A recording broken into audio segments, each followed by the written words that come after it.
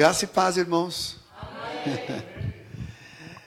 Hoje é o nosso café e, como a gente faz todo mês, a gente também tem um estudo específico para obreiros. Esse café, na verdade, é uma escola de treinamento, né? O que a gente procura compartilhar com os irmãos sempre tem esse alvo. É muito diferente da pregação para a igreja, né? E o que nós vamos falar hoje, irmão, é sobre batalha espiritual, guerra espiritual. E no nosso texto básico vai ser Efésios capítulo 6. Efésios 6. A partir do verso 10 até o verso 20. Tá? Então, nós vamos lendo aos poucos. Efésios 6, verso 10. Temos algumas coisas aqui para a gente estar verificando, que esse texto é um texto muito conhecido, básico, né, onde que é ensinado sobre a batalha espiritual. E aqui é conhecido também por ser o texto que fala sobre a armadura de Deus. Né? Então, no verso 10... a gente começa com o seguinte versículo, né? Quanto ao mais, sede fortalecidos no Senhor e na força do seu poder. Então, a primeira coisa que Paulo começa a estabelecer aqui é que essa guerra, ela é real. Às vezes a gente esquece, irmãos, que nós estamos no meio de uma guerra. A igreja vive no meio de uma guerra que não é física, é uma guerra espiritual. E às vezes a gente esquece disso, a gente às vezes quer viver uma vida como se tivesse tudo bom, querendo do bom e do melhor, viver tranquilo, em paz, sem problema, né? Como se a gente pudesse viver assim, né, nessa tranquilidade. Essa visão, na verdade, é lá para o céu. Lá para o céu vai ser assim, lá na glória de Deus vai ser assim. Agora, enquanto nós estivermos na terra, nós temos que sempre estar se lembrando que nós estamos no meio de uma guerra espiritual, uma guerra muito séria. Isso que Paulo, nesse texto e em outros, ele procura esclarecer a igreja. E ele começa falando sobre isso. Quanto ao mais, está se referindo às coisas que ele falou anteriormente, sede fortalecidos no Senhor. Isso é muito importante. De vez em quando eu falo isso para os irmãos, dizendo o seguinte: os irmãos têm que entender aquilo que a Bíblia ensina, que é o seguinte: tem coisas que só dependem de Deus.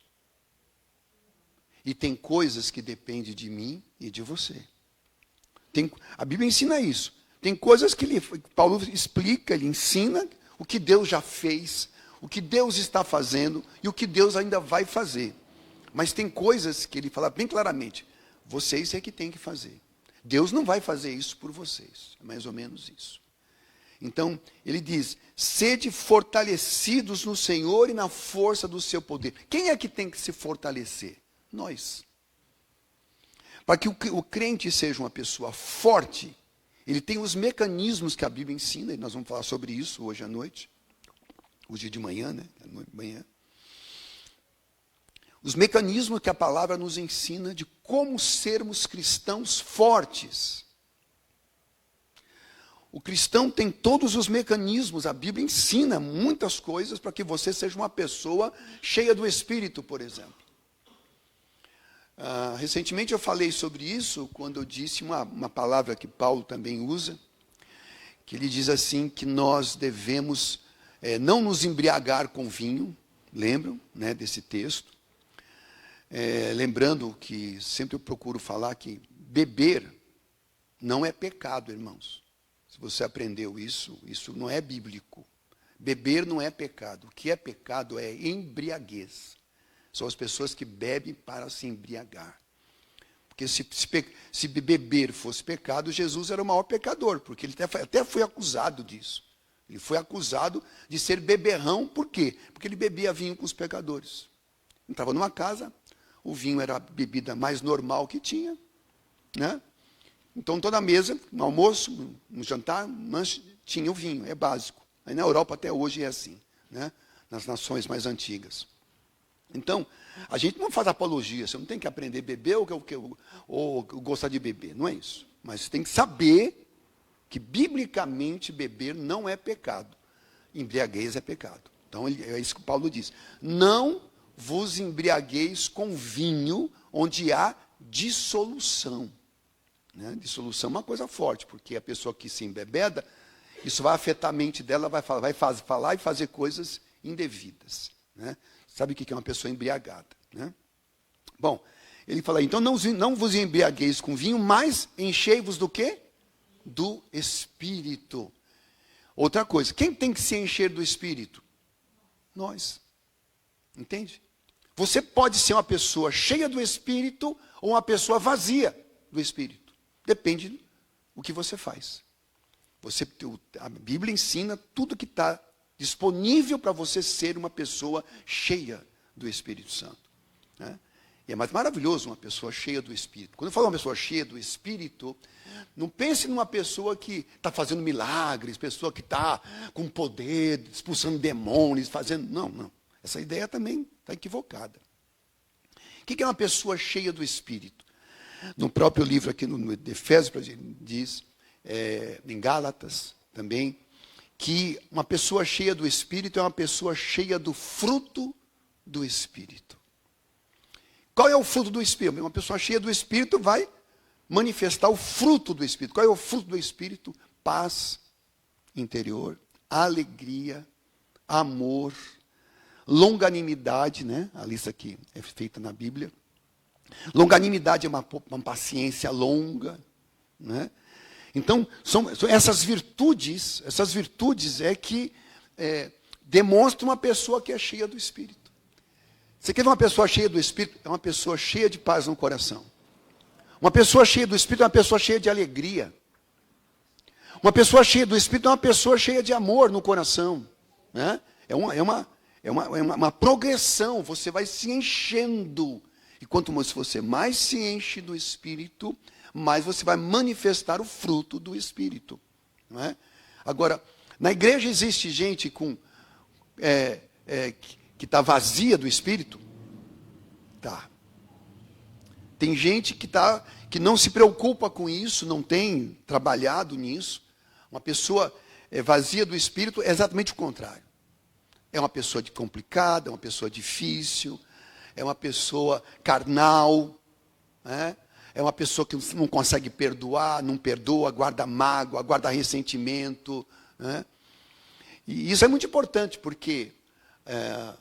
deixa eu estabelecer uma coisa aqui para os irmãos também. Muita gente pensa que uma pessoa que conhece a Bíblia, naturalmente é uma pessoa cheia do Espírito. Não é. Não se iluda com isso. Né? Por isso que Cristo disse... Pelo fruto conhecereis a árvore. Eu tenho que observar a árvore, porque eu conheço, ao longo desses anos, eu conheci pessoas que conhecem muito a Bíblia. Conhecem de cor e salteado os versículos. Quando você olha a vida da pessoa, é uma vida carnal, é uma vida complicada, problemática, né?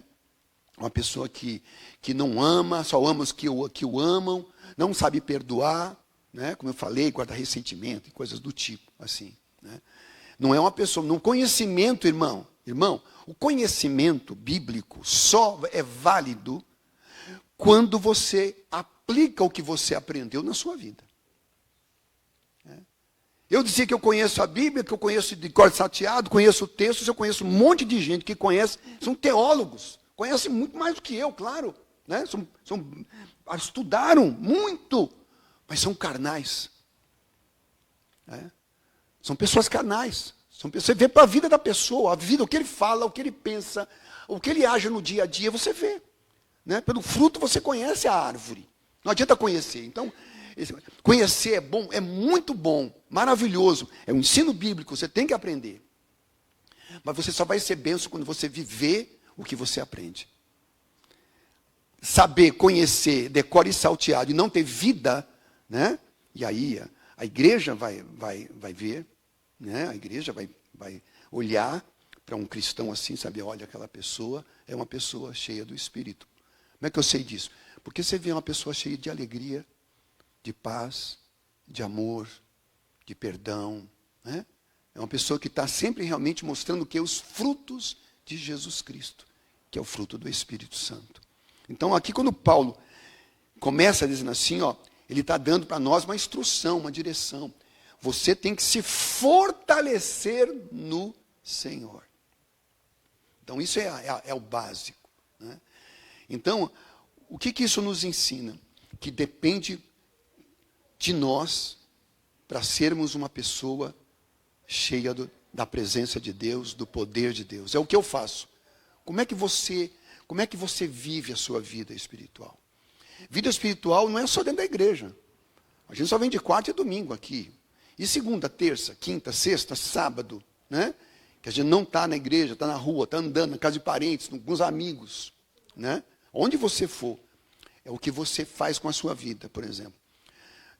Vou dar um exemplo, pode ser um exemplo bobo, mas quando você pega a internet, um celular, ou a televisão, tem gente que fica assim enchendo o tempo todo dessas bobagens, né? Eu falei recentemente, pega o celular, fica sendo só piadinha das coisas, brincadeiras, daquelas coisas, só se enchendo disso. Aí quando vai ver a televisão, fica programas que não levam a nada, novelas e filmes. Não sou contra essas coisas em si, entendeu? Mas você tem que entender uma coisa. Você é responsável por aquilo que você alimenta a sua mente e o seu coração. Então, por exemplo, quando você tem uma responsabilidade como essa, o que você faz? Você vai procurar sempre alimentar com coisas boas. Paulo dizia isso, que o que deve ocupar a nossa mente? Ele disse, buscai as coisas lá do alto, onde Cristo vive, assentado à destra do Pai. Depois ele continua, pensai nas coisas lá do alto, e não nas que são aqui da terra, olha, ocupando minha mente, e não com as que são aqui da terra, porque vocês morreram com Cristo, e a vossa vida está oculta nele, em Cristo, com Deus, né? Então, eu tenho uma responsabilidade, você é responsável pela sua vida espiritual. Se você se sentir uma pessoa fraca, débil, é porque está faltando o quê? Esse cuidado, essa responsabilidade de alimentar com coisas boas, alimentar a tua mente. Você tem que encher a tua mente e o teu coração com coisas boas. Que coisas boas são essa? A palavra, a leitura da palavra, mensagens boas que você vê na internet, saber selecionar, né, o que é bom para você ouvir, né? Então, quanto mais você se enche das coisas de Deus, mais forte você é e mais poder, esse poder que ele diz aqui, você vai obter, né? Sede fortalecidos no Senhor e na força do seu poder. Há poder disponível, há um poder disponível, né? E eu tenho que abraçar esse poder, eu tenho que buscar esse poder. Quanto mais eu busco, né? Quanto mais eu vivo. Então, por exemplo, o evangelho tem que ser vivido no dia a dia, né? Se alguém vem a você e pede perdão, né, por mais o que a pessoa tenha feito, mas se a pessoa pedir perdão, o que a gente tem que fazer, segundo a palavra? Perdoar. Mas eu estou magoado, estou machucado. Não importa. Eu tenho que seguir o que Jesus ensinou, não é o que meu coração é enganoso, né? Os meus sentimentos, irmão, não seja uma pessoa que viva de sentimentos. Sabe como é o problema dessas profetadas, né, que a gente ouve aí? Em tantos lugares, essa maioria dessas pessoas que são chamadas de profetas, ele é a pessoa que, todo sentimento que sobe ao coração é de Deus, é uma revelação. Ué, mas a Bíblia diz que o coração é a coisa mais enganosa que existe, quem resistirá a ele? Então, o cuidado, a gente tem um cuidado extremo para saber se é de Deus ou não, porque, olha só a advertência que a Bíblia fala. Ai daquele que disser, Deus disse... E ele mesmo completa, e eu não disse. Aí desse. Ou seja, você vai responder por isso. Quando você dizer que é Deus que está falando, que é Deus que está revelando, e se ele não falou e não revelou, eu estou em maus lençóis. Por isso que você tem que discernir, uma das coisas que um obreiro, um servo de Deus tem que discernir, são os sentimentos do seu coração. Nem tudo que você sente é de Deus. Né? Eu creio no poder de Deus, creio na revelação de Deus, creio em sonhos, creio em visões. Não creio em todos os sonhos, não creio em todas as visões. Mas eu creio porque é bíblico. Né? Eu tenho medo de gente que vive sonhando todo dia. Eu tenho medo de gente que tem revelação todo dia. Tenho medo dessas pessoas.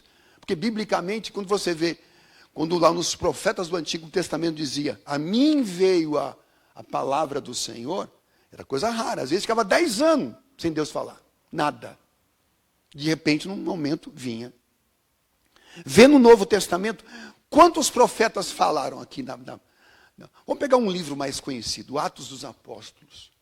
Atos dos Apóstolos é um livro que, mais da expansão da igreja, do crescimento da igreja, dos dons espirituais, né, o poder dentro da igreja. Vê lá quantos profetas falaram. Acho que foram 2 ou 3. Em todo o livro de Atos. Não é uma coisa assim que hoje em dia é uma bagunça que existe hoje no meio das igrejas, sabe? Profeta para tudo quanto é lado. Né? Eu sempre conto para os irmãos, né? E venho. Mas aí vocês gravam com o tempo, né? Mas eu já tive algumas coisas assim de pessoas que vieram a mim, né, trazer profecia. Né? Eu não falo nada, claro, a gente é educado, né? A gente é educado, a gente ouve, mas eu não sou assim de carregar qualquer coisa, não. Eu guardo no cantinho do meu coração. Se for de Deus, vai cumprir. Se não for, pode esquecer, vai passar anos e não vai ver nada. A maioria do que eu ouvi até hoje, a maioria, irmão, são profetadas. Né? Eu contei de um pastor que veio aqui, que um dia, no final do culto, ele veio pregar, e no final do culto, eu tenho uma palavra para o irmão. Eu falei, ixi, Jesus, não falei assim para ele, né? Com essa expressão, né? No meu coração, eu falei, respirar fundo, né? Eu falei, tá bom, irmão, pode falar. Eu falei, eu já conheço que eu já falei isso aqui, mas sempre é um exemplo bom para esses momentos, né? Deus mandou te dizer que o açúcar que está no teu sangue, Deus está tirando nessa noite. Aí eu pensei, né? Acho que você também pensou, né? O que ele quis dizer com isso? Bom, que eu tinha diabetes e que Deus estava me curando naquilo lá, né? Eu nunca tive diabetes, graças a Deus, eu nunca tive diabetes na minha vida. Não gosto de doce, eu como muito pouco doce, não gosto de coisas gordurosas. Eu cuido da minha saúde, vamos dizer assim. Eu falei para alguns irmãos como eu sou, né? Eu, por exemplo, eu tenho lá na minha cabeceira, lá, na gaveta, eu tenho lá 2 aparelhinhos de medir pressão. Eu meço quase todo dia a minha pressão, para que nunca ela venha me pegar desprevenido, que eu estou lá, cuidando da minha saúde. Cada 3 meses eu meço a minha glicose no sangue. Eu comprei um aparelhinho que você mede a glicose no sangue. A cada 3 meses eu meço, para ver se está tudo bem. Estou sempre me cuidando, né? Nunca tive nada. E esse irmão veio com aquela profecia, né? Eu não falei nada, claro, o que eu vou dizer para o irmão? Não fica tudo. Mas era uma profecia falsa que ele sentiu. Imagina ele sentiu no coração de falar aquilo para mim. Só que aquilo não era de Deus, não é de Deus. Né? Então você tem que ter muito cuidado, seja quem for. Porque quando é de Deus, meu irmão, se cumpre. Se não se cumprir, ficar com muita coisa, olha, esqueça, viu, irmão? Não fique dando ouvido a profetadas, não, que você vai se lascar, porque irmão, eu já vi tanta coisa, tanta gente que sofrendo, né? Recentemente, teve um irmãozinho, que ele é de uma outra denominação, ele mora lá para o lado depois de Guaianazes, lá ele mora. Mas é um irmão muito amado, muito querido, sabe? Uma pessoa, nossa, eu amo demais aquele irmão. Muito simples. E ele recebeu uma profecia, né? Que Deus estava enviando para ele uma outra profeta lá que queria que ele fosse para o Nordeste, lá no Nordeste da Bahia, que Deus tinha uma obra para ele lá, que Deus estava enviando ele. E ele, nossa, ficou maravilhado com aquilo, né? Falei, puxa vida, que bênção, né? Olha, Deus está me enviando, né? Já acreditou na hora, assim. Em vez de orar, buscar, ver se é de Deus mesmo. Por quê? Porque o que exigia dele? Exigia que ele largasse tudo, né? Largasse o emprego dele, sabe? E se mudasse com a família. Ele tem 3 filhos pequenos. Se mudou, e ele acreditou, ele mandou um e-mail para mim. Pastor, Deus está me mandando lá para para o sertão da Bahia, num lugar grande, eu vou começar uma obra lá, Deus está me mandando. Eu fico claro, o que eu vou dizer para ele? Falei, irmão, que Deus abençoe, né? Deus te ajude. Enfim, o que eu poderia dizer para ele? Né? Ele estava convicto. Você vai viajar quando? Daqui 2 meses eu vou viajar para lá. Já estou entregando minhas coisas aqui, tudo, e vou viajar para lá. Né? Isso foi no final do ano passado. Aí ele pegou, depois de um tempo, ele mudou com a família lá para o Nordeste, lá do sertão da Bahia. Né? Começou lá, entrou no lugar, alugou uma casa e começou lá a evangelizar e querendo abrir uma igreja, e foi tentando aqui 1 mês, 2 meses, 3 meses, 4 meses, 5 meses, 6 meses, nada. Nenhum fruto, nada. Né? Que ele conseguiu lavar um crente desviado que começou a congregar um tempo com ele, depois foi embora também. Né? Hoje o que aconteceu? Com as filhas pequenas, a mulher teve que voltar. Como a gente conhece, né, com o rabinho entre as pernas. Teve um prejuízo enorme. Tem que voltar para lá com a cabeça baixa, né, para a igreja dele, porque ele falou para todo mundo, pediu oração na frente da igreja, para todo mundo orar por ele. E voltar envergonhado. Por quê? Porque acreditou numa profeta lá da igreja que deu essa profecia para ele. Então você vê o perigo, irmão. Perigo. Existem profecias verdadeiras? Existem, irmão, sabe? Mas olha, cuidado extremo. Tudo que você ouvir, cuidado extremo. Para você não ser enganado ou enganada. Né? Por sentimentos do coração. Por exemplo, o sentimento como é complicado. Por exemplo, um jovem que ele gosta de uma moça, ou a moça gosta dele, e aí eles querem ser espirituais, claro, olha, então vamos orar, né, para ver se é a vontade de Deus. Isso é uma coisa séria, hein? Quando você diz que você vai orar para buscar a vontade de Deus, existem 2 coisas. Deus pode dizer sim, ou pode dizer não. Só que a pessoa, quando está apaixonada, ela só quer ouvir o sim. Ela já está predisposta a ouvir o sim. Não adianta, e o sentimento do coração, eu estou sentindo. Vamos ficar juntos, vamos namorar, vamos casar. Eu já vi casos desses, que casaram e depois não ficou 6 meses, 1 ano, bem menos de 1 ano, se separaram. Dizendo que Deus tinha guiado o coração. Então, perceba bem, meu irmão, minha irmã. Eu não quero tirar de você a fé no que a palavra diz. Mas a gente está vivendo num tempo, irmão. Não, sempre foi assim, na verdade. Tem que tomar muito cuidado com o que você ouve, né, no meio da igreja. Né? Às vezes eu me lembro lá de uma pessoa, acho que eu estava num ponto de ônibus, chegou uma pessoa, um cara meio esquisito, um cara, até fiquei meio preocupado assim. Ele chegou. Ele viu que estava com a Bíblia na mão. Ô, irmão, tira uma palavra para mim aí. Tira uma palavra para mim aí. Eu já sei o que ele quer dizer. A gente sabe. Isso é muito comum nas igrejas pentecostais, né? É mais ou menos isso. Né? Aí vai assim. É isso. Tirar a palavra para eles assim. É como se fosse aqueles periquitos que... Não sei se hoje ainda existe aqueles periquitinhos que puxa a caixinha de promessa dos periquitos, sabe? Você paga um dinheirinho lá, dá R$1, R$2, ele abre a portinha, o periquito vem, puxa um papelzinho com alguma coisa ali, dá para ele. Oxe, olha aí, ó. Irmão, não vai querer, exatamente. Né? Você vai querer se for uma palavra boa. Né? E caixinha de promessa só tem promessa boa. É assim, entendeu? Então, a gente vê, irmão, que isso é um problema sério, entendeu? Então, eu volto a falar, eu tenho medo de gente que está cheio de revelação, sabe? Eu creio, mas eu tomo muito cuidado. Eu já vi gente quebrar a cara tantas vezes que a gente vai criando um cuidado maior. Né? Mas, voltando lá para Efésios, que eu fechei aqui, mas Efésios 6... verso 10. Então, aqui uma coisa que Paulo ensina, irmão, você tem que guardar no seu coração. Isso é a primeira coisa importante aqui. Que você tem que ser uma pessoa que se fortalece em Deus, buscar essa força, esse poder de Deus que está disponível, mas se você não buscar, você vai ser sempre uma pessoa carnal, vai ser uma pessoa fraca.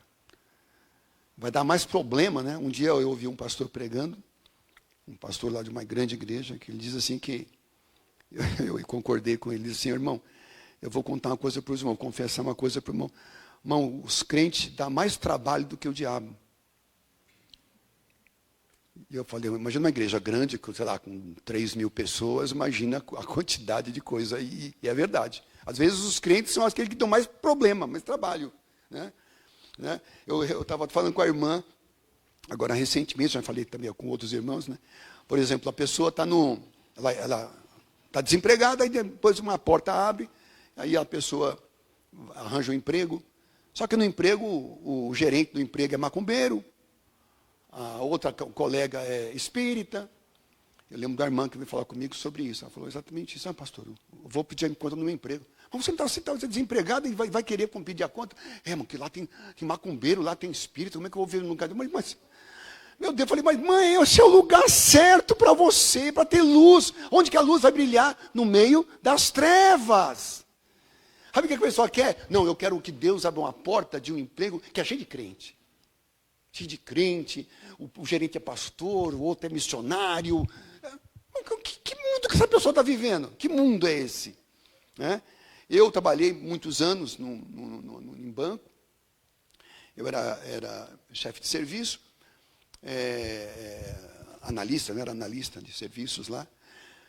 E eu lembro que no meu setor, tinha, no setor mais ou menos, sei lá, umas 15, 20 pessoas. E tinha 2 crentes. 2 crentes. Não, um era eu, né? E eu tinha mais 2.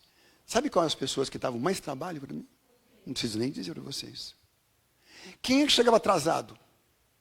Os crentes. Quem que faltava constantemente? Qualquer doença faltava? Os crentes. Né? Quem estava envolvido em briga, em discussão, contenda? Os crentes.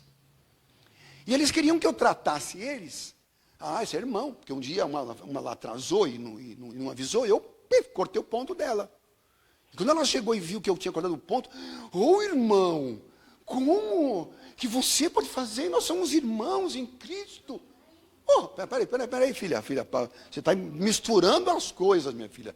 Nós somos irmãos em Cristo, mas aqui, eu sou teu chefe, você é funcionário aqui. Você deve o teu trabalho para a empresa, não é para mim. Entendeu? E eu zelo por aquilo que a empresa me ensinou a fazer. Né? Aí saiu bicuda, com raiva de mim. Esse irmão sem amor. Irmão sem amor, sem compaixão, sem misericórdia. Imagina com isso, não era aquele caso. Eram muitos casos, né? Que foi apenas um dos poucos. Então, aí às vezes, dentro do emprego é isso. E eu sempre falo isso para os irmãos vão me ouvir falar sempre isso. Se você tem um emprego, ou você é o melhor empregado da empresa, ou você tem que estar entre os melhores.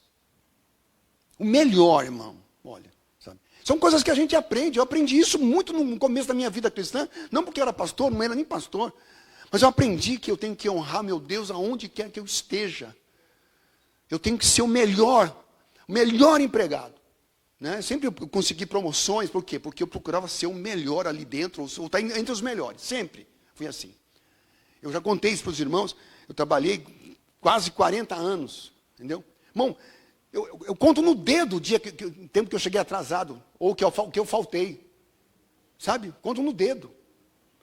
Não é, mas assim, por quê? Porque você tem responsabilidade com aquele que está na sua frente, seu patrão, sua patroa, entendeu? Mas, em primeiro lugar, quem está lá, Deus, porque a minha vida está diante dele. Percebe? Então, tudo que você vai fazer, você tem que fazer o seu melhor por causa dele. E eu digo, a gente quer vir trabalhar numa empresa que só tem crente, minha filha, cuidado, porque você vai ter mais problema ainda do que, né, trabalhar numa empresa que tem um monte de gente espírita e macumbeira e católico, seja o que for. Né?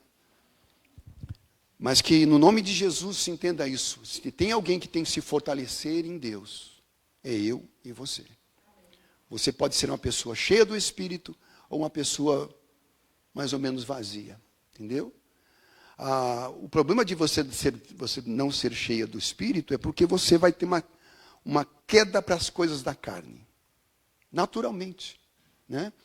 Porque você sabe que nós somos corpo, alma e espírito. A nossa alma é a nossa mente, nossas emoções, né? Tudo que é o nosso interior. A carne a gente sabe que é a natureza, não é só o corpo, é a natureza caída, é a carne. E nós temos o espírito, nosso espírito humano, que Deus nos deu, e o Espírito Santo, quando ele fala conosco, ele fala através do nosso espírito, né? E Paulo diz então, você tem que se inclinar para as coisas do espírito e não para as coisas da carne. Agora, se a pessoa é uma pessoa relapsa, é uma pessoa que não se esforça para ser um homem de Deus, uma mulher de Deus, não lê a palavra todo dia, não ora, não busca, não congrega, tem alguma coisa errada. Tem alguma coisa errada. Entendeu? Porque você é responsável pela sua vida espiritual. Não é Deus que é responsável pela sua vida espiritual. Não é o pastor responsável. O que eu faço é ensinar. Essa é a minha função. Ensinar, pastorear, aconselhar. Entendeu? Mas quem vai reagir é você. E você vai reagir como? Por aquilo que a palavra ensina. Que eu volto a dizer.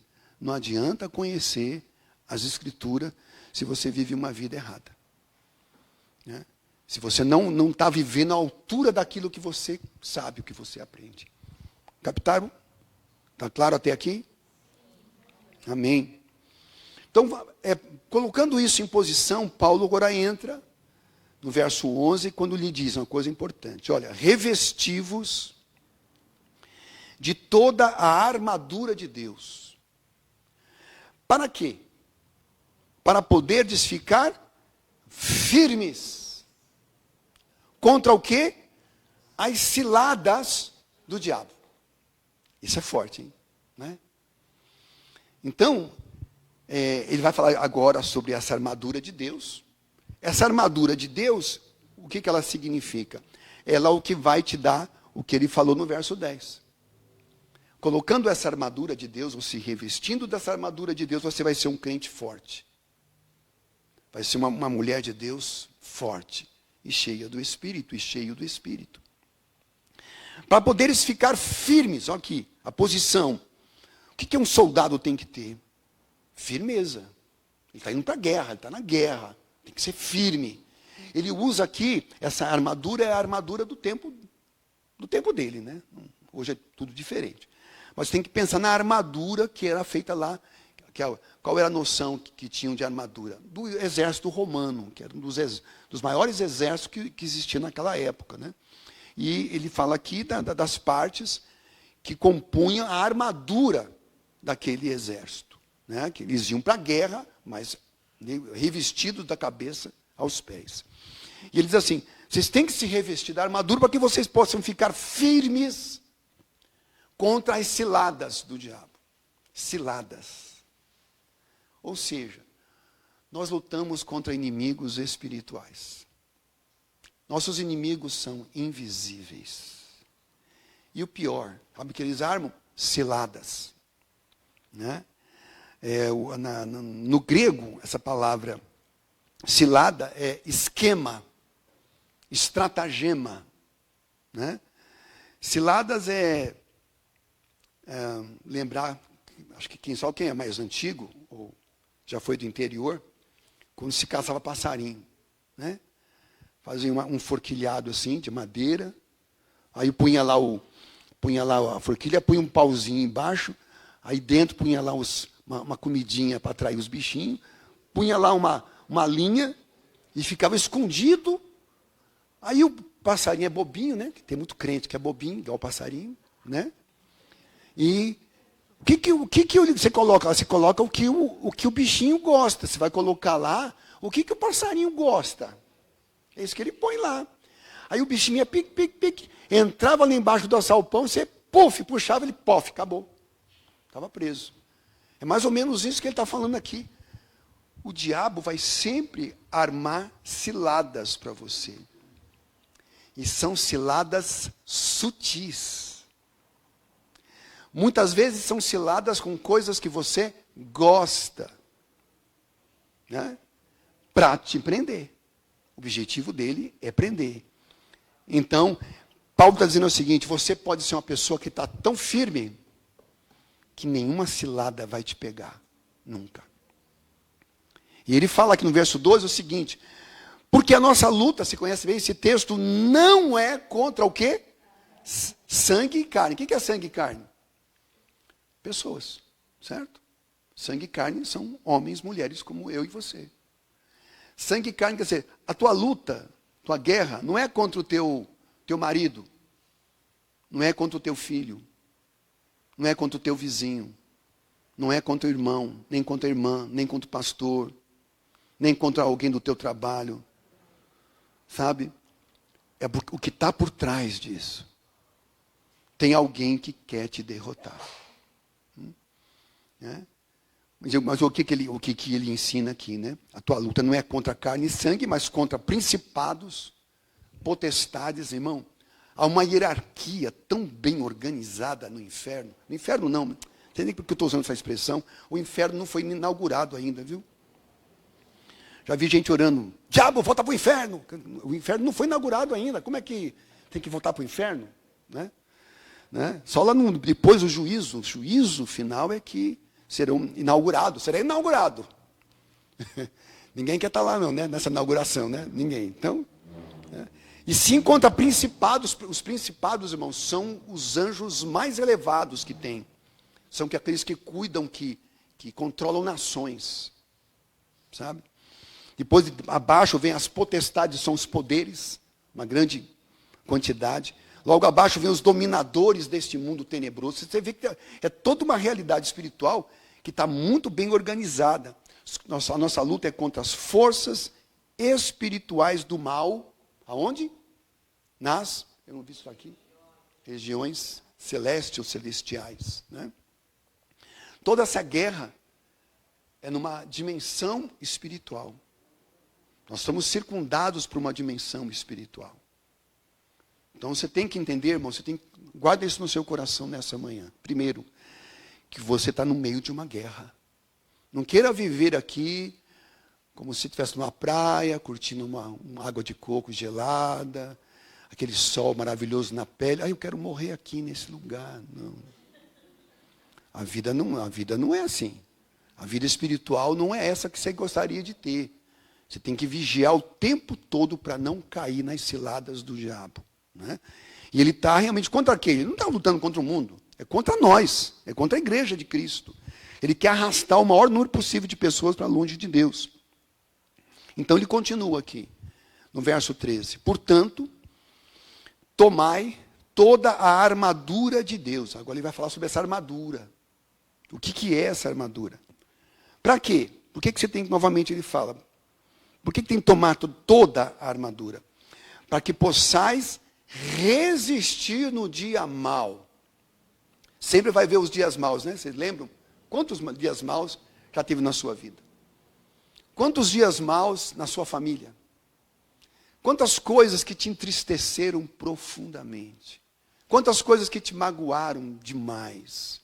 Quantas lutas que se levantaram, que você olha, foi assim, pastor, foi o pior tempo da minha vida. Né? E são os dias maus. Dia não é apenas um dia, às vezes é um tempo. Né? Dias maus. Né? Dentro da igreja, já passamos dias maus dentro do ministério, da igreja. Puxa, mas como é que pode, né? As coisas acontecerem. Eu me lembro, há muitos anos atrás, lá no início do ministério, o ministério quando começou na minha casa, ficamos uns anos lá e tudo, não era nem minha intenção começar, mas as coisas foi crescendo, a gente acabou tendo que tomar outro rumo, né? Eu me lembro de um casal, que era da nossa igreja, 2 obreiros, né? E ele era da banda, tocava na banda e tudo, né? E um dia ele me chamou para conversar, ele trabalhava perto de mim, me chamou para a gente conversar, que ele estava muito preocupado. Eu falei, vamos almoçar juntos, eu ia conversar com ele. E ele me contou que ele descobriu que a esposa dele estava tendo uma fé, como é que eu vou dizer isso? Que expressão que eu uso? Tendo um caso, né? Com um dos músicos da banda. E o que me surpreendeu não foi nem isso, depois a gente foi tratar essas coisas e tal. Eles não tiveram nenhum contato físico, mas estavam numa fé e ele descobriu, né? Uma coisa que já estava caminhando para um mal, né? No mau fruto.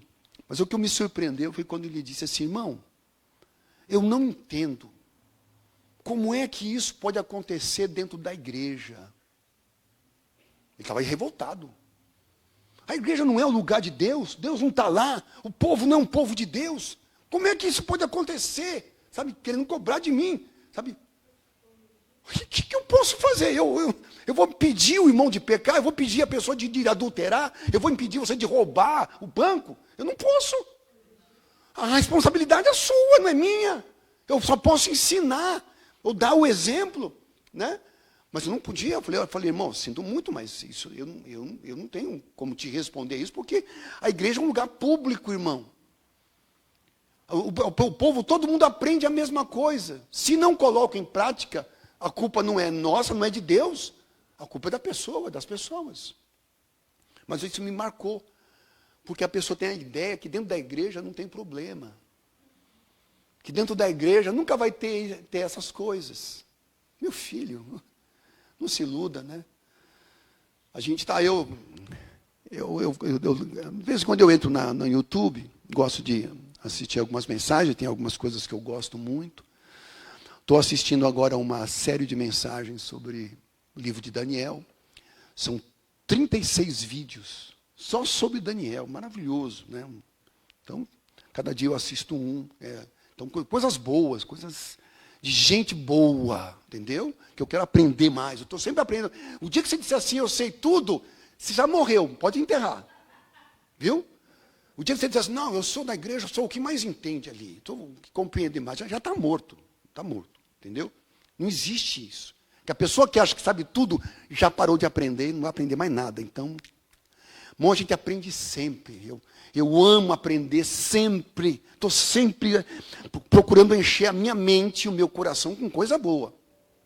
Não que de vez em quando eu não entro nessas tranqueiras também. Eu entro lá também, no YouTube, no Facebook.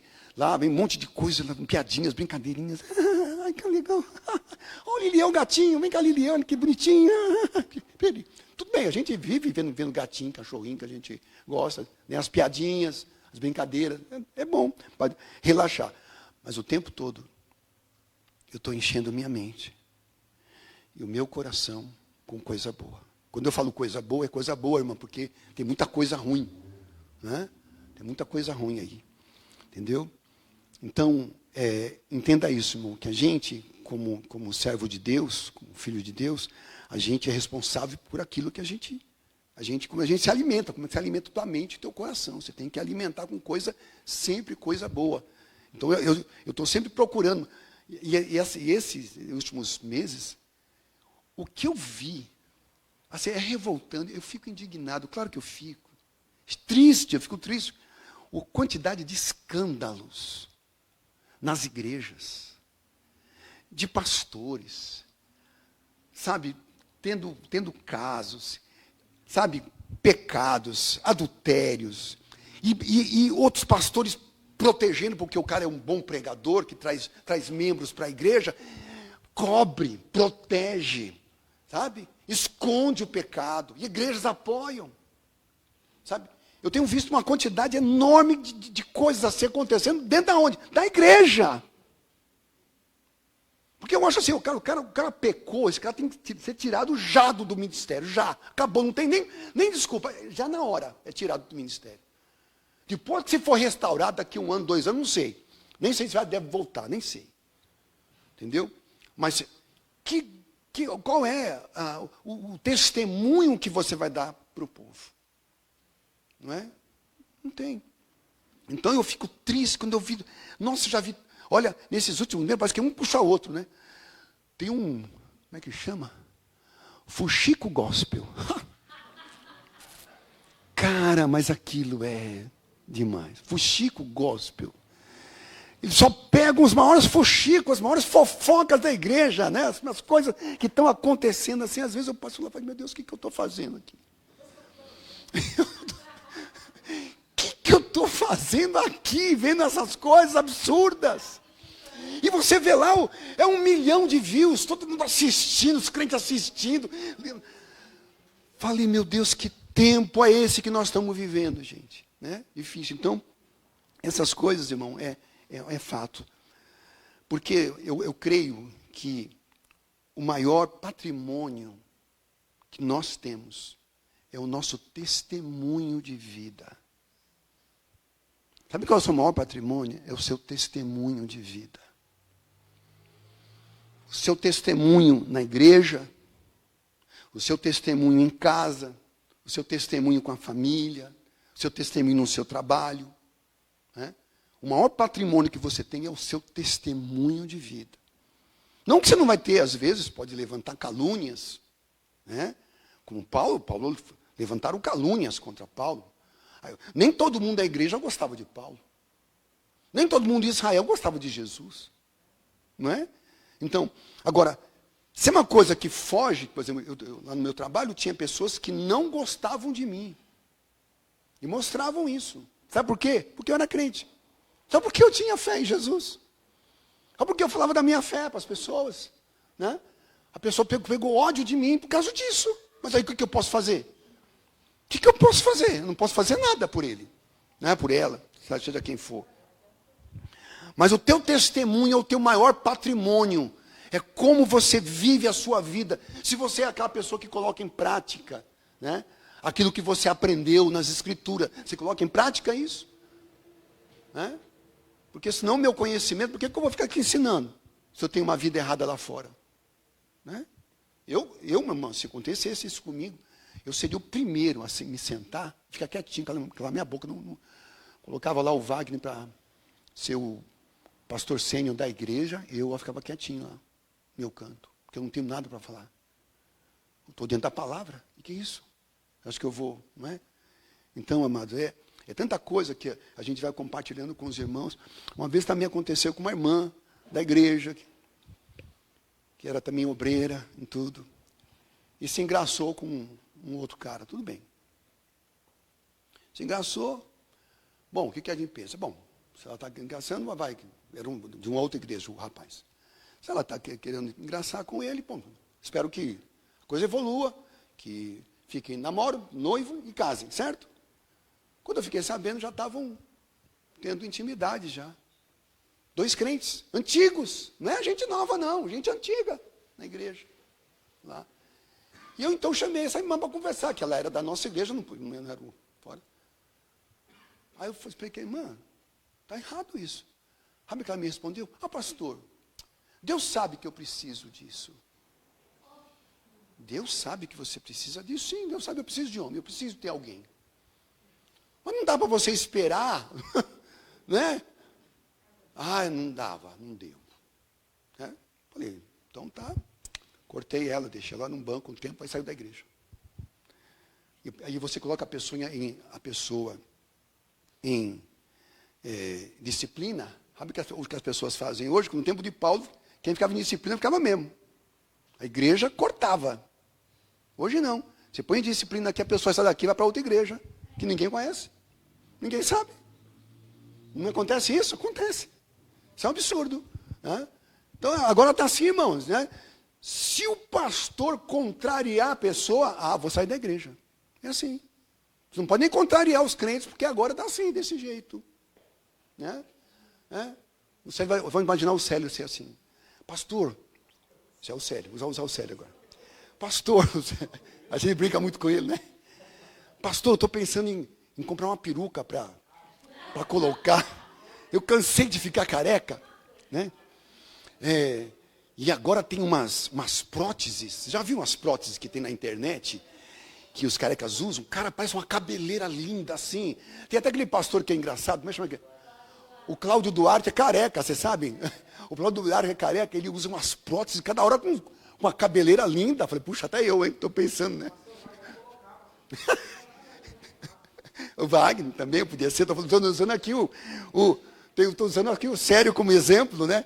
Pastor, acho que vou comprar uma cabeleira. A Sônia já aprovou, está escolhendo para mim já uma cabeleira. Falei, sério, não vai pegar bem, sério. todo mundo já te conhece assim, cara. Não dá mais, né? Até o pastor Eduardo veio aqui e falou assim, eu conheço o Célio quando ele tinha cabelo, lembra? Ele era criancinha. Então, já tem a sua marca registrada. Né? Ele já bonito assim, do jeito que ele está. E ponto. Ah, é? Vou sair da igreja. Pronto, já vou sair da igreja. O pastor não quer deixar usar peruca. Vou embora. É assim, hoje está assim, irmão.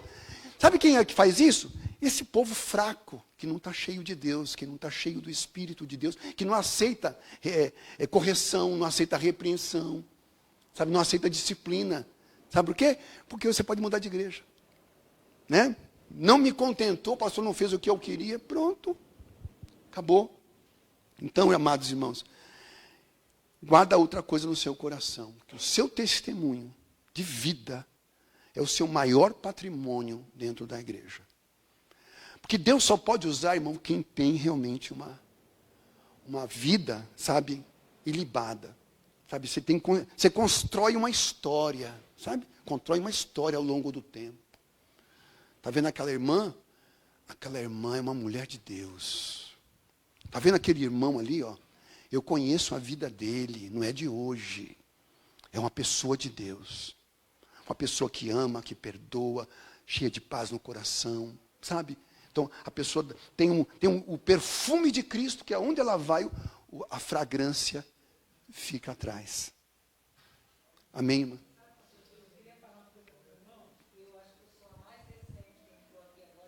Acho que um pouquinho, acho que dá um microfone para ela. É porque senão não sai no vídeo. O som não sai. Som. A irmã Rosa Maria, pode falar. Agora eu tenho que falar no microfone. Bom, eu queria falar que, como eu sou uma das últimas que entraram nessa igreja e que vem de outra denominação, eu fiquei 21 anos no Brasil para Cristo e 17 anos na Unidos em Cristo. São quase 40 anos que eu sirvo ao Senhor e que eu tenho visto isso, e que tudo que acontece dentro da igreja é culpa do pastor. Não é de outra pessoa. Tudo que acontece dentro da igreja, a culpa é do pastor. A culpa é do pastor. Mas o que eu queria expressar aqui é essa falta de disciplina que hoje as igrejas têm. Hoje, o pastor não está preocupado com o crente que vai para o céu. O pastor está preocupado em encher a igreja, em ter dizimistas dentro da igreja, em ter pessoas que podem manter a igreja.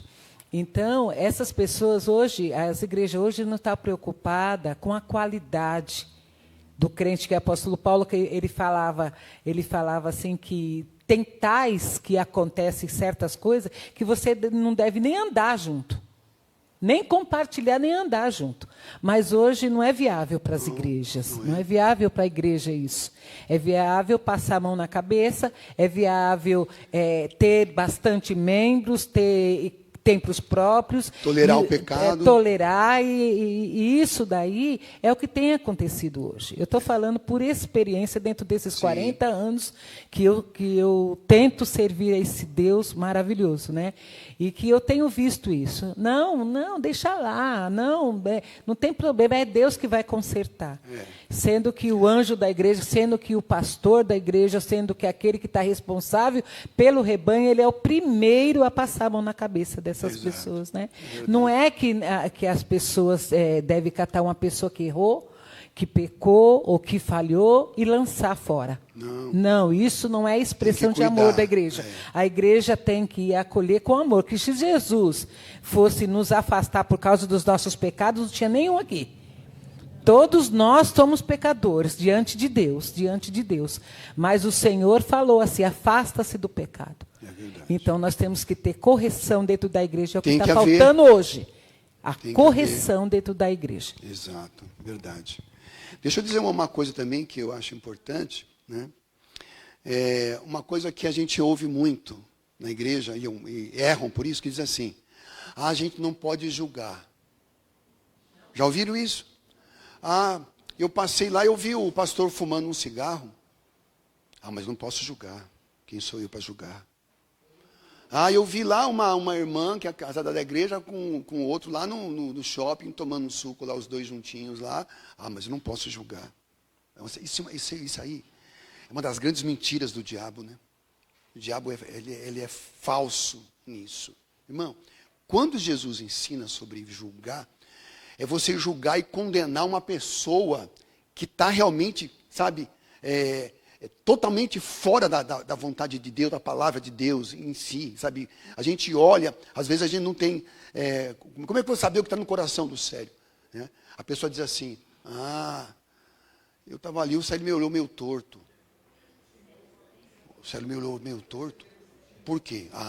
Né? Hoje eu fui cumprimentar a irmã Sônia lá, e a Sônia assim meio que não passou direto por mim. Aí tem coisa. Tá? Isso é julgar.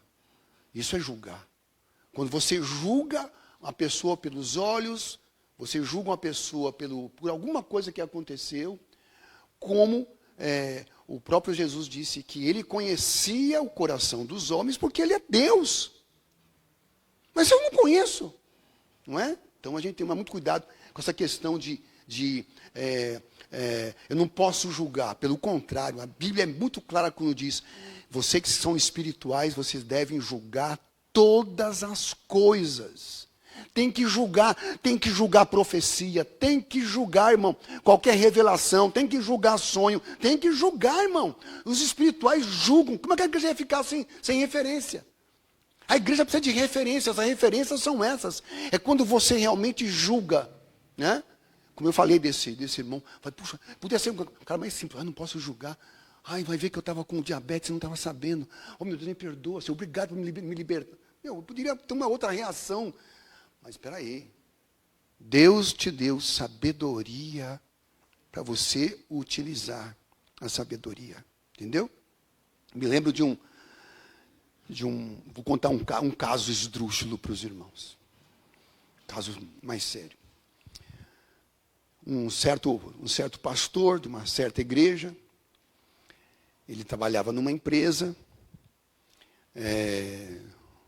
uma grande empresa, ele era pastor de uma igreja e trabalhava numa grande empresa. E um dia ele teve um problema sério, muito sério, na empresa. Ele entrou numa sala, lá da empresa, que não tinha ninguém, e naquela sala tinha umas revistas pornográficas, em algum lugar lá. Sabe o que é isso, né? Revistas pornográficas. E ele pegou uma daquelas revistas, sentou lá numa das cadeiras e ficou lendo lá. Agora não tem nenhuma criança menos de 18 anos aqui? Não? Não? Quem? Opa, fecha os ouvidos aí, fecha os ouvidos ali.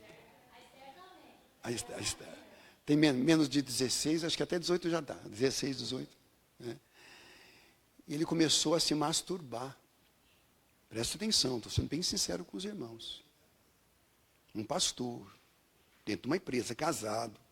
Eu conheço a esposa dele, conheço os filhos dele, conheço ele. Só que ele não sabia de uma coisa. Tinha uma câmera gravando tudo. Uma câmera, é de Deus, essas coisas. Não ele, não a câmera tendo lá. A câmera lá. Não é? A câmera gravou tudo. No dia seguinte ele foi chamado lá na direção. Foram questionar ele com muito cuidado o que ele estava fazendo lá. Não, estava lá, só tomando café, estava lá descansando um pouco. Não é? Traz o filme aí. Um monte de gente, mano. Passaram o filme. Você imagina o cara, um pastor, que tinha um testemunho, que pregava o evangelho para todo mundo na empresa. Cara, claro, foi mandado embora. Né? Naquele dia foi mandado embora, né? Por aquilo. E aquilo rodou a empresa toda. Nossa, um escândalo. E aí o pastor dele lá, quando soube, chamou ele para conversar. Que é um negócio, aí a coisa começou a entrar na igreja. Né? Por mais que o pastor segure, mas a coisa entrou na igreja. E aí, lá na igreja, ele chamou para conversar. Falou, irmão, o que é isso? Não, pastor, mas isso aí é porque isso não é a minha vida, eu não sempre faço isso, foi o que aconteceu, tarará, tá, tudo bem. O irmão vai ter que ficar sentado no banco, não pode mais pregar na igreja, né? Tá na disciplina a partir desse momento em si, tal, sabe? O que aconteceu? Saiu da igreja e montou uma igreja. Abriu uma igreja, um ministério. É isso. Então, para você ver, irmão, hoje em dia, o tempo que a gente está vivendo é um tempo muito difícil. Se você não for uma pessoa esperta, você vai ser enganado, enganada por essa bandaleira que está aí fora. Eu fico horrorizado quando eu vejo a igreja se envolvendo com política. Eu acho isso um horror, um horror. Sabe, esses caras, esses pastores apoiando esse ou aquele candidato.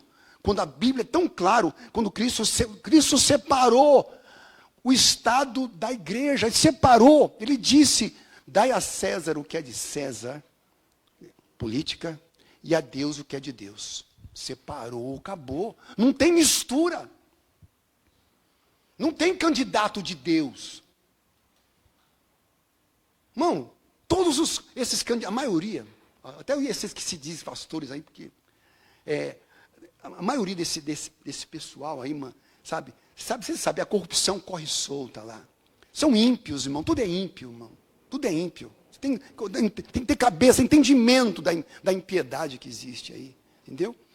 Então, hoje há tanta dificuldade, mas o que nós estamos fazendo aqui? Ouvindo a palavra, para que você seja iluminado, iluminada.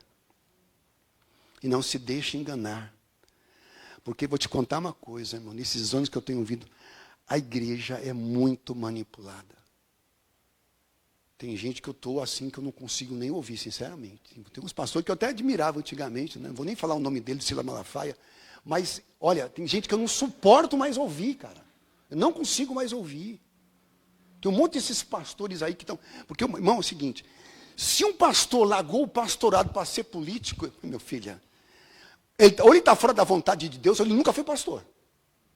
Porque se você tem um chamado de Deus para ser pastor, você vai ser político, tudo bem. Um político ganha uma nota, quase 50 mil reais por mês, fora os agregados, são 150 mil reais por mês. Quem é que não quer um negócio desse? Aí ele vai nas igrejas, pede lá, voto, os cristãos votam, ele sai do ministério, fica lá, não, fazendo o que lá? Nada. Eles não vão de segunda e não vão de sexta.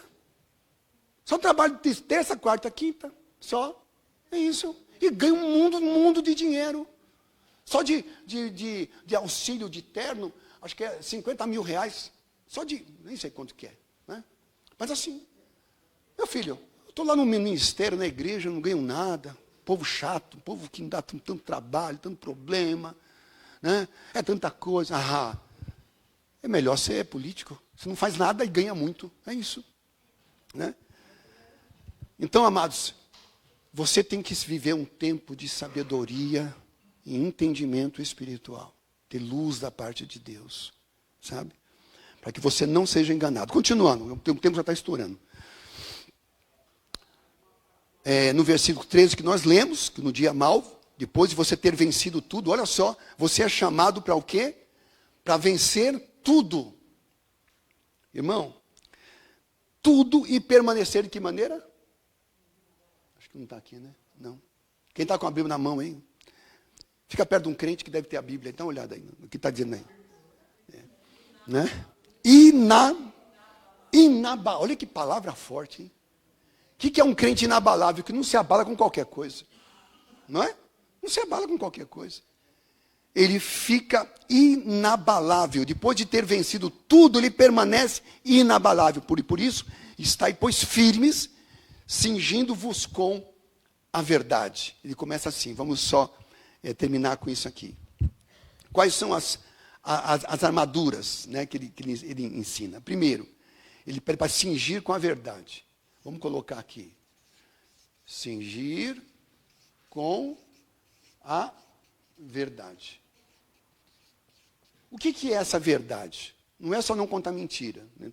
Talvez isso esteja incluído. Mas o que é a verdade? Cristo.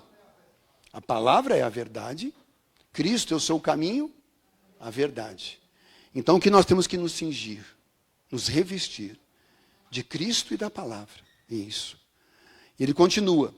E se vestindo da couraça da justiça, que é a segunda peça, couraça da justiça. certo? O que é a justiça? É aquilo que te torna justo.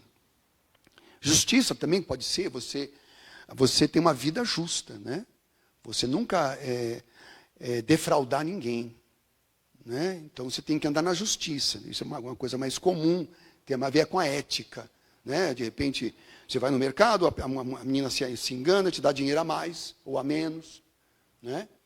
Então você pode andar na justiça e voltar lá, olha, você me deu dinheiro a mais, porque vai fazer falta para ela, certo? Isso é andar na justiça. Mas a couraça da justiça, a couraça que compunha a armadura dos romanos, né? A justiça não é a nossa justiça, é a justiça de Cristo. Porque um dia você creu em Cristo, ele se tornou justiça nossa. Você é uma pessoa justa. Por exemplo, eu vou dizer uma coisa que para nós é muito comum. Até foi a irmã Rosa que falou agora, ali, que ele diz, nós somos pecadores. Que somos, por natureza, é um fato. Mas a Bíblia não fala isso. A Bíblia não nos chama de pecadores. A Bíblia fala do pecado, da natureza pecaminosa que existe em nós, mas ela não nos chama de pecadores. Ela nos chama de santos. Uau! Pode ver, todas as cartas dos apóstolos santos. Nós somos chamados de santos. Por quê? Por causa da justiça de Cristo. Porque o que eles estão considerando? Não é o que você faz ou deixa de fazer. É que Cristo morreu por você e você é tornado justo. Justa. A justiça não é nossa, é a de Cristo. Se nós estamos em Cristo, nós somos justos. Ainda erramos, falhamos? Sim. Mas para Deus, quando Deus olha para nós, Ele olha para Jesus. E a justiça. Eu tenho que andar na justiça no meu dia a dia? Sim. Mas eu tenho que me lembrar sempre disso. Eu me cinjo da verdade, né? Que é Cristo, que é a palavra. E eu uso a couraça da justiça, que é aquela que Jesus conquistou lá na cruz. E aquele que crê em Jesus é declarado justo. Continuando, ele fala, você não pulei nada aqui não, né? Está, pois, firme, cingindo-vos com a verdade, vestindo da couraça da justiça. No verso 15, calçai os pés com a preparação do evangelho da paz. O evangelho da paz. Da paz. Por quê? A Bíblia ensina uma coisa interessante, né? Que nós já fomos inimigos, né? Já fomos inimigos de Deus, né? Já fomos inimigos de Deus. Deixa eu ver o texto que fala sobre isso aqui. Deixa eu ver se eu coloquei aqui. Está no livro Romanos 5, 10 e 11. Romanos 5, 10 a 11. Que diz assim, Romanos 5, 10. Porque se nós, quando inimigos, nós já fomos inimigos de Deus. Quando inimigos, fomos reconciliados com Deus. Nós éramos inimigos e fomos reconciliados. Deixamos de ser inimigos, hoje somos amigos, né? Com Deus, mediante a morte do seu Filho. Muito mais agora, estando já reconciliados, seremos salvos pela sua vida. Nós éramos inimigos. Ou seja, toda pessoa que não tem Cristo, que não foi reconciliado, continua como inimigo de Deus. Vive longe de Deus, por isso que eles não querem Deus, vive longe de Deus, porque ainda se estão inimigos. Através de Cristo nós somos tornados amigos, somos reconciliados. Então essa é a nossa qualidade. Então o Evangelho é o Evangelho da paz. Que paz é essa? Não é paz para os homens. Essa aqui é a paz entre nós e Deus. Hoje nós temos paz com Deus através do Evangelho. Amém, amados? Continuando. Embaçando sempre o escudo da fé. O escudo da fé. Né? Então, a mesma coisa. Você vê que tudo isso aqui é uma coisa espiritual da armadura. Né?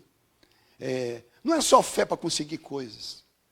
O escudo da fé é para que ele mesmo diz aqui, né? Para apagar todos os dardos inflamados do maligno. Ou seja, as setas do diabo estão vindo na sua direção. Que chama de dardos inflamados. Ou seja, esses dardos aí têm o objetivo de atacar o quê? Atacar a sua mente, sua fé, as suas certezas, quebrar suas certezas, te fazer vir a menos, ser uma pessoa mais carnal, menos espiritual, sabe? Então isso aí é a ação do diabo contra a tua vida, são as coisas do maligno. O que vence isso? A fé. A fé em quem? A fé na palavra, a fé em Cristo, a fé em Deus, a fé nas promessas, a fé de tudo que está escrito aqui. Deixa eu aproveitar uma coisa que eu me lembrei agora.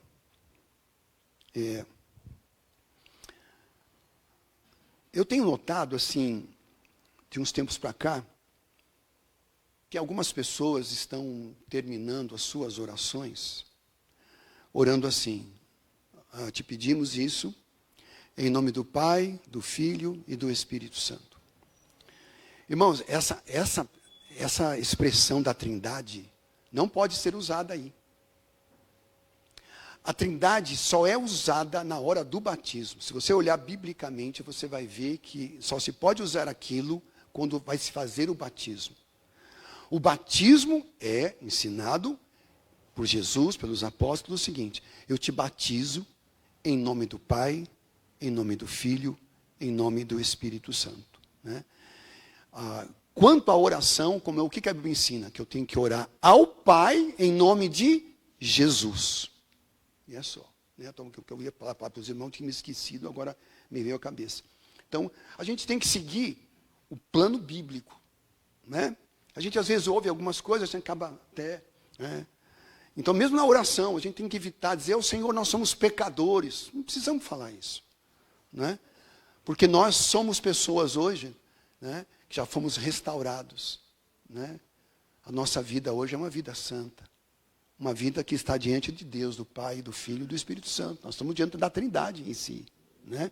Mas não precisamos usar dessa maneira. Né? Vamos aprender, até para isso a gente tem que aprender a orar corretamente, né? Que Jesus ensinou: tudo que pedires ao Pai em meu nome, isso será feito. Amém, amados? Então, o escudo da fé, quando você coloca a sua fé aonde? Naquilo que está escrito, na palavra. Né? Então você vê, cingir da verdade, que é a Cristo e a própria palavra, a justiça que Cristo conquistou na cruz por você, hoje você é um homem de Deus, uma mulher de Deus, né? O evangelho da paz, que reconciliou entre você e Deus, hoje nós temos paz com Deus. Hoje você pode entrar na presença de Deus quando você vai orar, por causa dessa paz, que quebrou tudo que te separava de Deus, tudo foi quebrado. Hoje você tem acesso a Ele. O escudo da fé, que a gente crê nas verdades daquilo que está escrito. Né? Não só nossa fé. Então o diabo, ele ataca muito a mente, né? O diabo ataca muito a sua mente, a minha mente é muito atacada, né? Então, eu acho que interessante, você vai ver, deixa eu te dizer uma coisa interessante. No Novo Testamento, existe muito mais textos que falam contra os falsos profetas do que contra os demônios. Pode ver, a maior parte dos ensinos apostólicos, e de Cristo também, muito, um dos piores inimigos nossos são os falsos profetas, que trazem o quê? Trazem os ensinos destruidores para dentro da igreja. Gente, a igreja, essas igrejas, de maneira geral, está cheio de ensino de demônios. Está um monte de ensino que não são bíblicos. E você só vai poder realmente combater, entender e ver que aquilo está errado se você conhecer as Escrituras e aplicar na sua vida.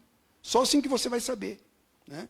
Então, hoje, uma das armas mais terríveis do diabo são o que eles chamam de erros religiosos, falsas doutrinas, leis inventadas pelos homens. Eu falo isso porque eu já fui de algumas igrejas que tinha cada coisa lá dentro que eu aceitava tudo, eu não conhecia a Bíblia. Tudo que eles mandavam fazer, eu fazia, porque eu achava que eles são mais antigos. Né? Vou obedecer o que eles falam, as coisas mais absurdas. No meu tempo, hoje não, né? Acho que a pastora Rosa deve ser do tempo, do Heroaldo, né? Mais antigos aqui. Né? do tempo passado, que para eles era roupa, era cabelo, não podia usar tênis, não podia usar calça jeans, não podia tudo. Não, Deus gosta de pessoa santa. Não podia usar barba, tinha que cortar. Meu Deus, estou fora de doutrina, porque, olha, tinha que ter terno e gravata, olha, terno e gravata. Já ouvi falar isso, que terno e gravata é a roupa que Deus ama, gosta. Já ouvi falar isso, né? Ainda existe, não existe? Existe, né? Então, aí eu só fui começar a compreender isso à medida que eu fui lendo as Escrituras. Depois que eu fui para o seminário, aprendi muita coisa boa no seminário, aprendi na palavra, lendo, estudando, que eu gosto muito de estudar a palavra, né? Você fala para os irmãos, vocês que pregam, irmãs que pregam, não seja a pessoa que só abre a Bíblia quando vai pregar. Você tem que abrir a Bíblia todo dia. Meditar todo dia. Porque você come todo dia. Você alimenta teu corpo, a carne, todo dia. E o espírito? E o seu homem interior? Ele precisa de alimento também. Então a palavra é o pão da vida. Temos que nos alimentar com ela todo dia, né? Então, amados, continuando aí. Quanta coisa. Já vão estourando agora, acabou. Bom, calça os pés com a preparação do evangelho da paz, embraçando sempre o escudo da fé, com o qual podereis apagar todos os dados inflamados do maligno. Tomai também a capacete da salvação. Vou colocar aqui. O capacete, a próxima, não é? Capacete da salvação. Depois a espada, né? Vou até colocar aqui, espada do Espírito. Do Espírito. Interessante, né? Capacete da salvação. Interessante, porque é um capacete proteger o quê? A cabeça, né?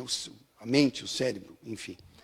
Por que isso aqui é importante? Irmão, você tem que entender que um dia que você aceitou Jesus e foi batizado, você foi salvo ali. Né? Você não vai ser salvo no futuro, você foi salvo ali. O que é importante? Você ter certeza da sua salvação. Não ter dúvida. O diabo vai poder tentar te tirar. Eu conheço muitas igrejas aí que ensinam que não. Que você pode perder a salvação. Como é que eu posso perder algo que não depende de mim? A salvação vem de Deus. A fé é dom de Deus. A fé que eu tive, a revelação que eu tive, veio dele. Cristo diz assim, ninguém pode vir a mim se o Pai não o trouxer. Né? Então o que é importante numa pessoa, eu não posso convencer quem não entende isso. Mas, se você é uma pessoa que nasceu de novo, olha, nunca permita que o diabo tire isso de você. A salvação é algo que você conquista já quando você creu e foi batizado. A certeza da salvação. Amém, amados? Então, nunca, mesmo que venha lá um grande teólogo lá e vai falar essas coisas na internet, não creia. Creia no que a palavra te diz. O capacete é a certeza da salvação. E a última aqui é a espada do Espírito, que a gente sabe, que é uma arma de ataque, né? Lembra quando Cristo ele foi tentado lá no deserto? O diabo veio com todas as armas dele lá, né, sedutoras. O que ele dizia? Está escrito. Está escrito. Volta a falar. Não adianta você citar a Bíblia se você não vive. Você tem que citar e viver. Amém, amados? Citar e viver. Então, a espada do Espírito, que você tem certeza que você está salvo. Se você morrer antes de chegar em casa.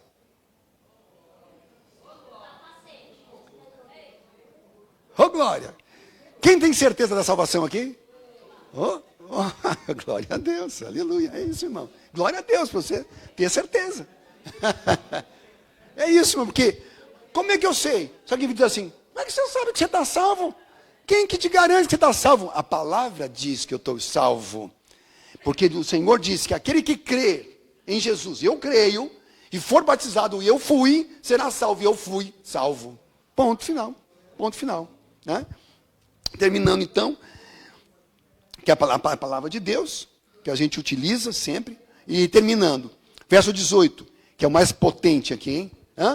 Com toda oração e súplica. Hã? Oh, glória. Hã? E súplica. Toda oração e súplica, orando em todo o tempo no Espírito. Né? A oração tem que ser uma coisa espiritual, não orar com a mente. Né? Cuidado, você tem que aprender um exercício espiritual, aprender a orar no Espírito. Não venha com aquelas orações prontinhas. A gente tem a mania de fazer com oração, já tudo a gente ora sempre igual. Não. Deixa a coisa fluir. Vai no teu quarto, na oração, deixa fluir. Né?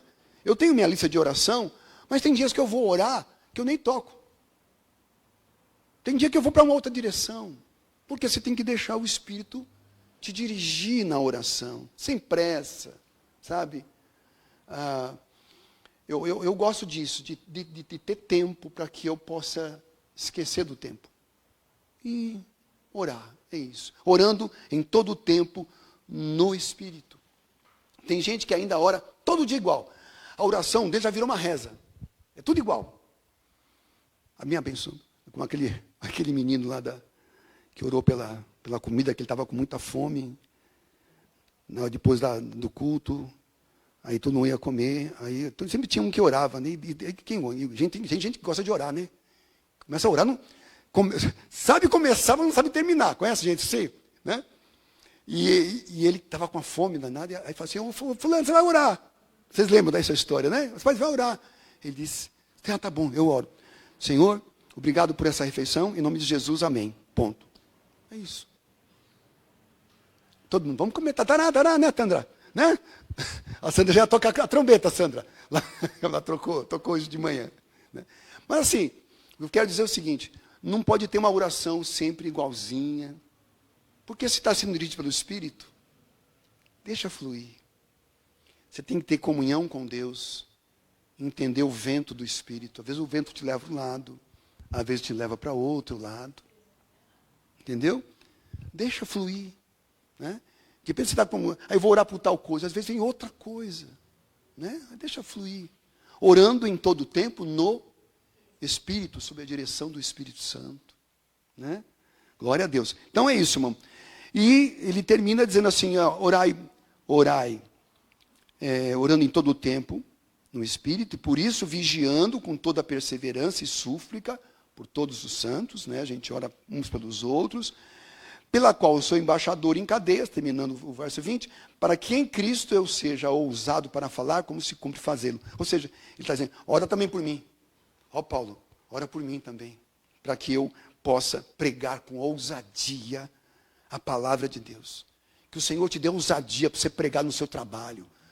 Sabe, toda pessoa que chegar lá, que alguém cruzar o teu caminho, que Deus te dê palavras de sabedoria, de convidar a pessoa para vir na igreja, de falar de Jesus para ela.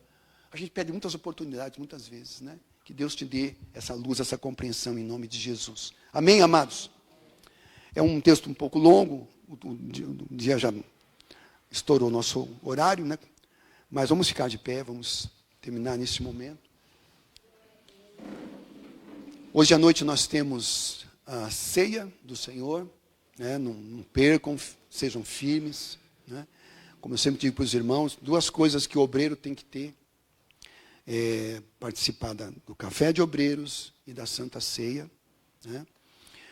Ser fiel, a fidelidade é essencial para nós. A irmã Rosimar diz que hoje não vai poder estar na ceia, estou avisando os irmãos, ela já me avisou com antecedência. Também não vai estar, né? Então, a irmã Tassiane não está aqui porque ela está no hospital, passou mal, ela e a filha. Eu acredito que é só isso. Que não. A Beth está trabalhando, Beth Manuel está trabalhando. A Beth também não está bem de saúde. Então, o que eu vou fazer? Essas pessoas que não vieram, eu passo o estudo para elas. Tendo o seguinte, toda pessoa que falta por um motivo justo, a gente passa depois a palavra, depois eu edito essa palavra, edito ela, e passo para a pessoa e peço que ela assista integralmente Quando eu digo integralmente, porque a pessoa não pode colocar naquela, na velocidade 2, 3, né? Assisti inteirinha, pastor. Mentira, você não assistiu nada. Né? Então você tem que assistir a mensagem na íntegra, né? Não é lá lavando roupa e chão lá e ligou lá o celular e... Não. Você está ali ouvindo a palavra, você tem que parar para ouvir. Né? Então eu passo para a pessoa a palavra e a pessoa assiste, e depois ela tem que fazer três partes da palavra que mais chamaram a tua atenção e você passa para mim depois. A provinha final. Atividades. Exatamente. É isso daí. Tá bom, amados? Então, é isso. Vamos ser firmes, vamos fazer o nosso melhor. Sabe? Você quer ser um homem de Deus, uma mulher de Deus, seja fiel. Em tudo que você fizer na obra, seja fiel em tudo. Amém, amados? Glória a Deus. Erga a sua mão, Senhor. Que o amor de Deus, nosso Pai, que a graça bendita de Jesus, a comunhão do Espírito Santo, o poder de Deus, esteja sobre nós, nos capacitando para estar no centro da vontade de Deus. Em nome de Jesus. Amém. Que Deus te abençoe. Vá na paz de Jesus Cristo. Até a noite. Pela graça de Deus.